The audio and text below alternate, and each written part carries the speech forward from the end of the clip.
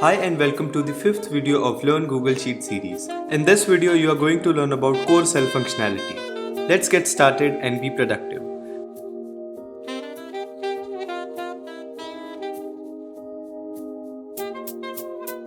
First of all, open Google Chrome.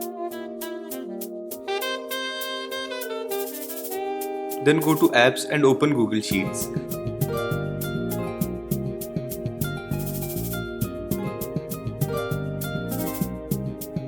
Select the blank template and rename your workbook. I have renamed it to Core Functionality of a Cell.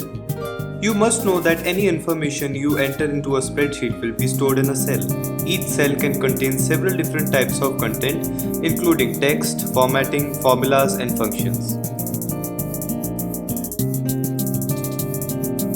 Text is generally which you can write like this. Second is formatting, for which two very basic videos has been uploaded to this channel. You must watch them. One is about data formatting and second is about alternating colors.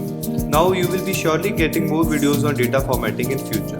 Now third and fourth part is formulas and functions, which is the best part of the spreadsheet based application as it makes our work easy and seamless. In general, formulas and functions start in a cell with equal sign, otherwise the data entered will be treated as normal text. Now let's do some calculations in the cell. To do any calculation in a cell, first type equal sign. Now as you calculate in a phone calculator, similarly we are going to calculate here. The mathematical sign we are going to use for sum is plus, for subtraction is minus, for multiplication we use asterisk, and for division we use forward slash. As I said that formulas, functions or any kind of calculations with mathematical operations start with equal sign. So let's type equals in this cell. Now I want to add the numbers, let's say 5 and 20. First type equals, then 20 plus, then 5 and hit enter. As you can see that it works and the answer is 25. We can do this with any number and in any cell. Now you can see more mathematical operations on your screen.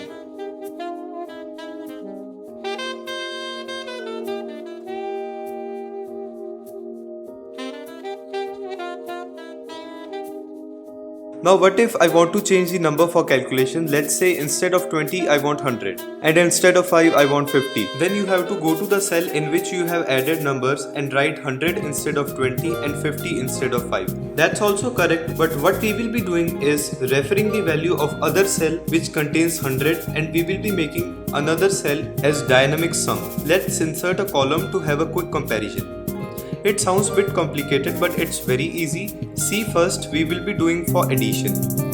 We will be doing calculation in D2 cell. First number to add in cell B2 and second number in cell C2. Now go to cell D2 and type equals. Then with your mouse pointer select B2, then plus icon, then select cell C2 and hit enter.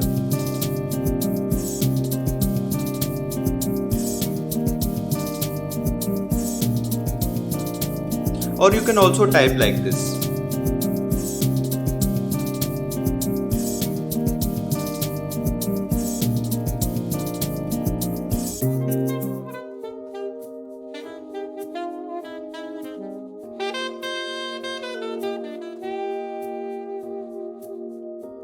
Now you might be thinking that we could have directly edited cell E2 and write 100 instead of 20.